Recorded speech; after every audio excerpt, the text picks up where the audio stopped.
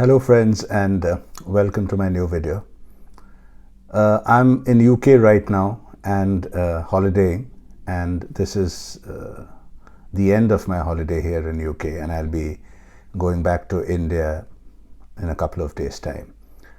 But the reason why I'm doing this video from here and not from my usual location in India is because I've done quite a bit of DVD and Blu-ray shopping here, and I'd like to do a video on that.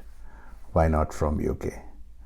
So today's episode I'll be showing you some of the Blu-rays that I have picked up during my trip to UK this time. I'll start off with the first lot of Blu-rays which fall in the upgrade category, meaning that I had DVDs of these movies, but I wanted to own them on Blu-ray, and hence have purchased them all over again. And one of the main reasons why I wanted them on Blu-ray is because of the extras most of these Blu-rays have, unlike their DVD versions, and of course a much better print quality. I'll start off with my upgrade list first, and the first one which I've upgraded from DVD to Blu-ray is a favorite movie of mine, Assault on Precinct 13. It's a John Carpenter film. The next one is yet another favorite Japanese film of mine, A Fugitive from the Past. I spoke about it in my last video of some of my favorite crime thrillers. I had this on DVD and now it's there on Blu-ray. The next film is a great French film, which again, I always wanted in Blu-ray format. Touchez pas au Gros-Bœuf, fantastic French thriller. And then the final two in my upgrade category from DVD to Blu-ray are Les Cercles Rouges and The Fallen Idol. These two as well have a lot of extras which the DVDs didn't have, but both these Blu-ray editions do have. So that brings an end to my upgrade category, as I call it, from DVD to Blu-ray. Now I'll be showing you some of the Blu-rays I picked up which I didn't have. Actually, there's one I had. I'll tell you which one it is. These are all from Criterion Collection, and it's so tempting to pick up Criterion Collection Blu-rays simply because it's packed with extras. This is, I think, the only Godard movie I didn't have and I wanted to have, and since it's there on Criterion Collection, it's the best place to pick it up from. Another great movie on Criterion. Kelly Reichardt is a huge favorite filmmaker of mine, and I've been wanting to see this movie for a long time, and since it's available on Criterion, I had to have this version. Now this is again yet another movie which would come in the upgrade section. I have it on DVD, but when I saw it on Criterion, I couldn't resist the temptation of picking it up yet again, and this is In a Lonely Place, starring Humphrey Bogart. Absolutely cracker of a movie. And this one I had seen on Netflix, the film made by Martin Scorsese on Bob Dylan's Rolling Thunder Revue Tour of 1975. And I saw it had come out on DVD. Unfortunately, I couldn't get the Blu-ray of this, so I picked up the DVD. It's a Criterion Collection release. So that's done with the Criterion Collection. One particular genre I'm recently getting acquainted with, and it's a fabulous finding for me, is a whole lot of British thrillers made mostly in the 70s.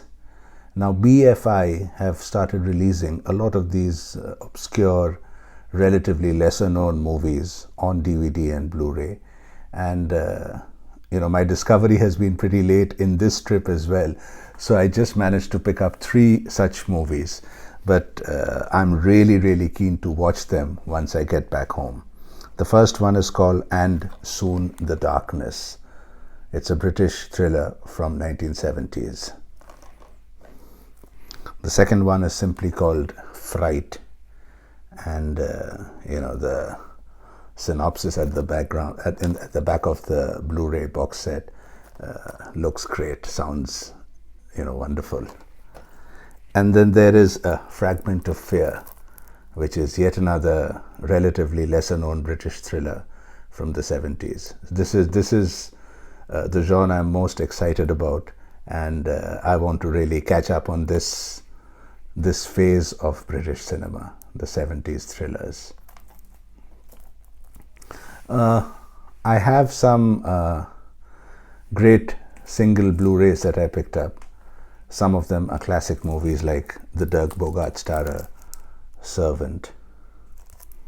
Then There Will Be Blood, another great movie. It's a great drama movie.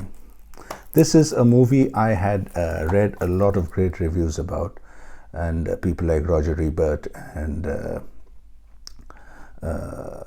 David Fincher, I think, listed it as one of his favorite movies.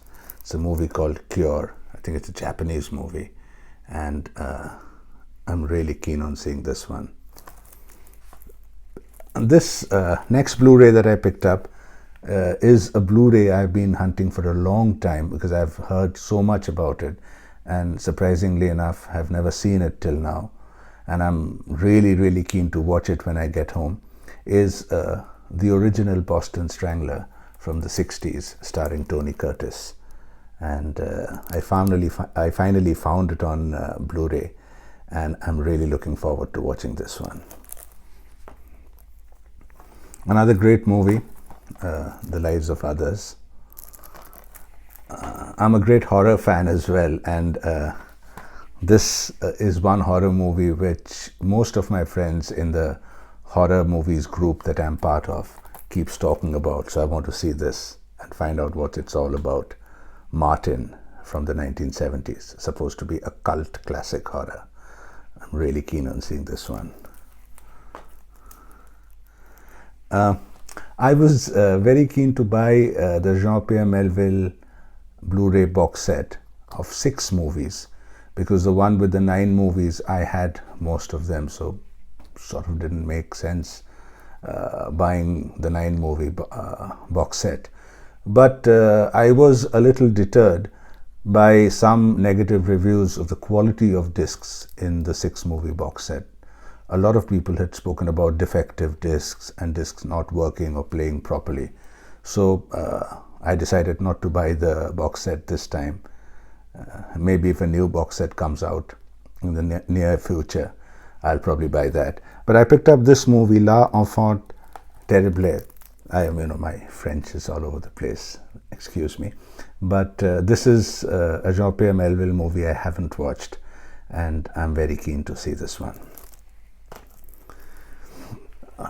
The next one, which is the only box set I have purchased in this trip, and it's Kinji Fukasaku's Battle Without Honor and Humanity. This is a box set I've been dying to have. Even the last time when I was in UK, I had seen this box set, but it was only on DVD at that time. And I did the wise thing by waiting and thinking that in a couple of years' time, if it's available on Blu-ray, I'll pick it up. And to my luck, this is a Blu-ray, and this is a fantastic box set that I've been yearning for quite some time. So I'm really thrilled to have got it this time. The last movie I want to show,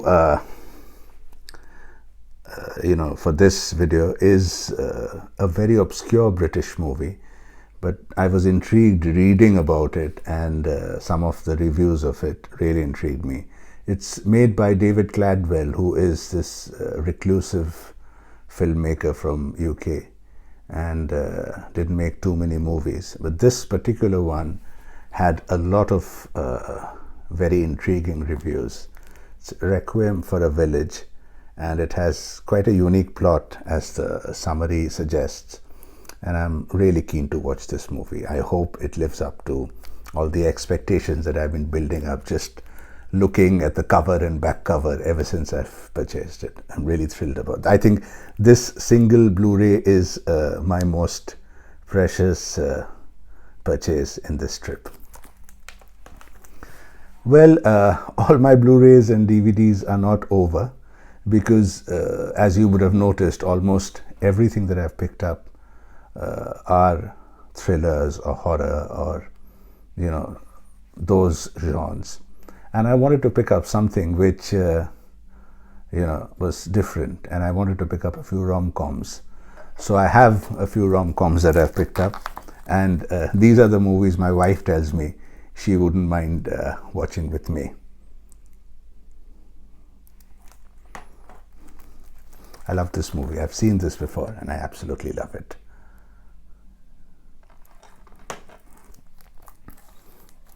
I think the cast just had me sold. I had to watch this movie. And the last one I picked up is... So that's it for this episode. I just wanted to share with you the only shopping I've done this trip, which is my Blu-rays and DVDs. And I can't wait to get back home and start watching these movies, and then maybe discuss some of these movies in my upcoming videos. That's it for now. Stay well and safe, and see you soon again. Bye-bye.